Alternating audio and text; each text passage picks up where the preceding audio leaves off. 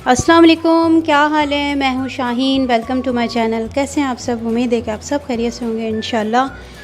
अल्लाह का नाम लेते हैं, दुरूद पाक पढ़ते हैं। दुरूद पाक पढ़ने वाले पे अल्लाह अपनी रहमतें और नेमतें दोनों अता फ़रमाते हैं बेशक। आज मैं आपको चिकन कोफ्ता बनाना सिखा रही हूँ। इंशाल्लाह आपको ये मेरी रेसिपी ज़रूर पसंद आएगी अगर आपने एज़ इट इज़ फ़ॉलो किया तो।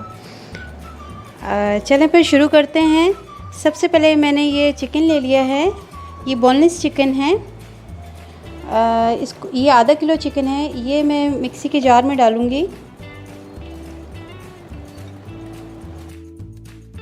इसमें डलेगा एक मीडियम साइज़ का प्याज है जिसे मैंने बारीक बारीक कद्दूकश कर लिया था और इसका पानी मैंने निकाल लिया था। अगर इसका हम पानी नहीं निकालेंगे तो ये कोफ्तों में पानी आ जाएगा और कोफ्ते हमारे अच्छे नहीं बनेंगे, इसलिए मैंने बहुत अच्छी तरीके से इसे, ये देखिए मैंने इसका पानी निकाल दिया है। ये भी इसमें डलेगा सब।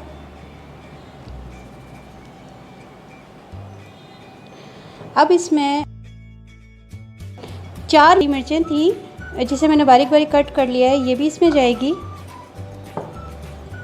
साथ ही मैंने थोड़ा सा धनिया था, डंडियों के साथ मैंने इसमें डाला है क्योंकि इसमें डंडियाँ जो धनिया के होती हैं उसकी खुशबू बहुत अच्छी आती है, तो ये भी इसमें जाएगा सब।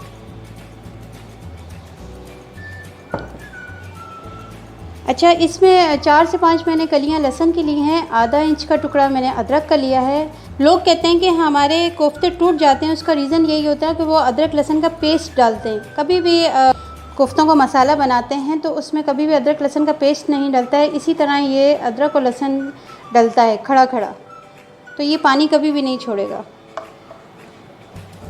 ये इसमें जाएगा और इसमें टेस्ट के हिसाब से नमक जाएगा।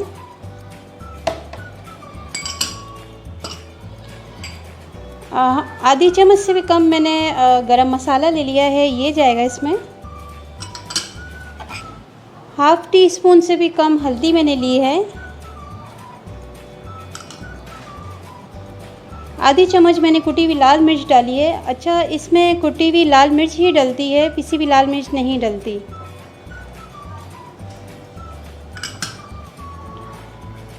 एक चम्मच मैंने ज़ीरा लिया है, ये भी जाएगा इसमें।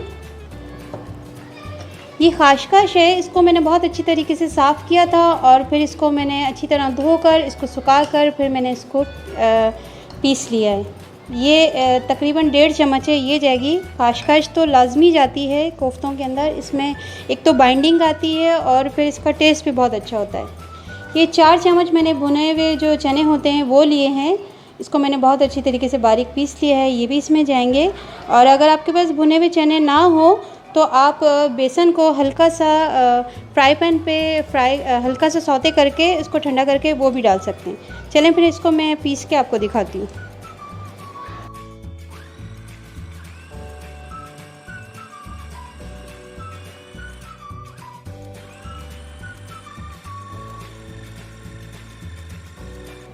देखिए, ये हमारा मसाला बहुत अच्छी तरीके से मिक्सी में हमने इसको पीस लिया है। अब इसके हम अपने हिसाब से बॉल बनाएंगे, जितने आपको अच्छा लगता है साइज़ कोफ्तों का आप उस हिसाब से बनाइएगा। मैं अपने हिसाब से बनाऊंगी। अब मैं इसमें थोड़ा सा हाथ में तेल लगाती जाऊंगी और इस मसाले में को हाथ में लेके इसको गोल गोल इसके बॉल बना लूँगी।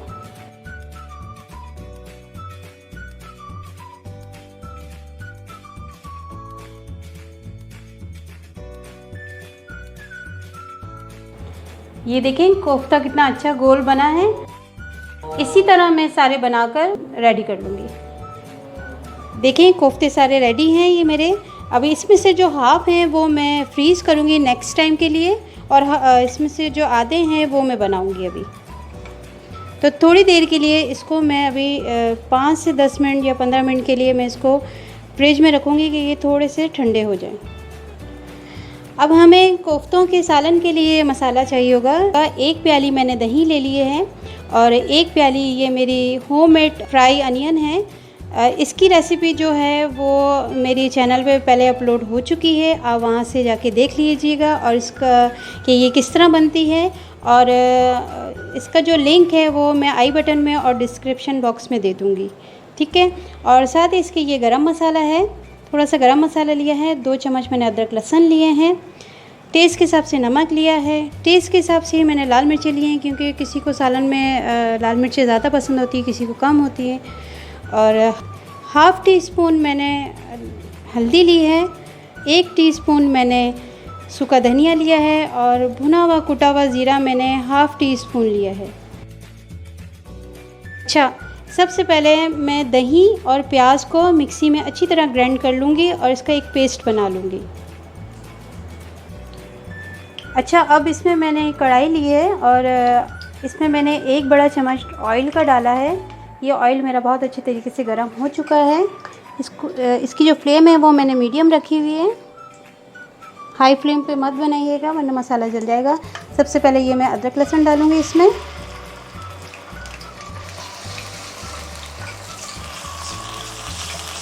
इसको हल्के से सौते करेंगे हम।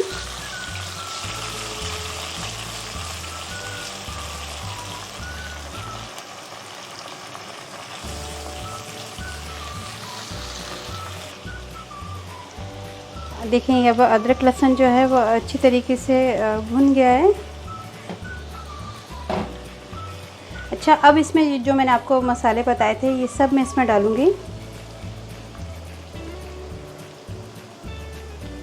और साथ ही इसके थोड़ा सा मैं पानी डालूँगी, तकरीबन 1 से 2 चम्मच खाली। क्यों पानी इसलिए डाल रही हूँ कि इसके मसाले जो हैं वो जले ना। इसको हम थोड़ा सा फ्राई करेंगे 1 से 2 मिनट। ये देखिए हमारा मसाला अच्छी तरीके से हो गया है। अच्छा, अब जो मैंने आपको दही और फ्राई अनियन मैंने आपको दिखाया था, इसको मैंने मिक्सी में पीस लिया था और इसका पेस्ट मैंने बना लिया था, ये भी इसमें जाएगा।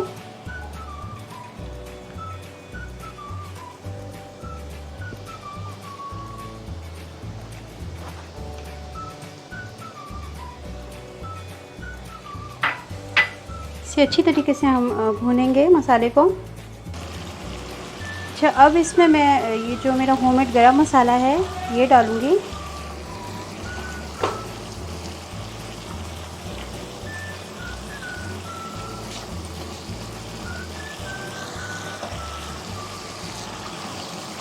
ये देखिए मेरा मसाला कितने अच्छे तरीके से भुन गया है। अब मैं इसमें जितना मुझे इसमें शोरबा चाहिए होगा, ग्रेवी इसमें जो चाहिए होगी मुझे, वो उसके हिसाब से मैं पानी डालूँगी।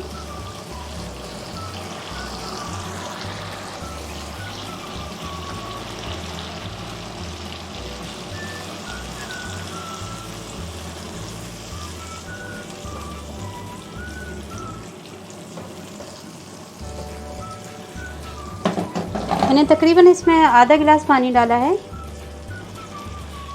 अब ये थोड़ी सी बॉईल होने लगेगी, फिर हम इसमें अपने कोफ्ते डालेंगे।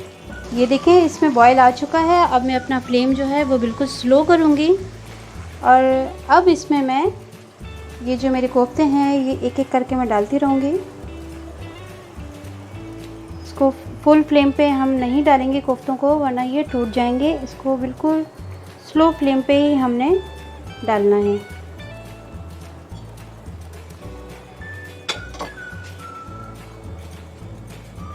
अच्छा, अब इसको हम 5 से 6 मिनट तकरीबन इसको एज इट इज़ ऐसे ही रखेंगे और चम्मच हम बिल्कुल भी नहीं चलाएंगे। जब कोफ्ते हम डाल लेते हैं तो फिर कोफ्ते के बाद हम चम्मच बिल्कुल भी नहीं चलाएंगे। वो मैं आपको आगे बताऊंगी कि इसको क्या करना है।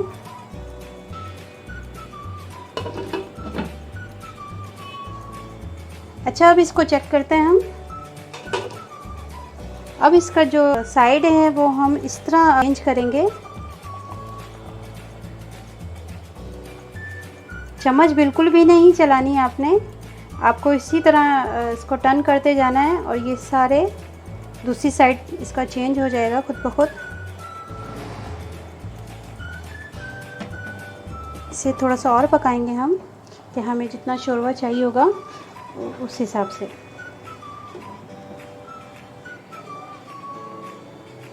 अब इसे चेक करते हैं। 5 मिनट हो चुके हैं। ये देखें कितने अच्छे मेरे कोफ्ते रेडी हो चुके हैं बिल्कुल। ये देखें। अब इसको मैं आपको डिश आउट करके दिखाती हूँ। देखिए दोस्तों, ये चिकन कोफ्ता बिल्कुल रेडी है। उम्मीद है कि आपको ये मेरी रेसिपी ज़रूर पसंद आई होगी। आप मेरी रेसिपी को एज़ इट इज़ फॉलो करेंगे तो इंशाल्लाह आपके भी चिकन कोफ्ता बहुत अच्छे बनेंगे। और अगर आपको मेरी ये रेसिपी अच्छी लगे तो लाइक, कमेंट्स और शेयर करना ना भूलिएगा और अपनी दुआओं में मुझे ज़रूर याद कीजिएगा और मेरे चैनल को सब्सक्राइब करना ना भूलिएगा।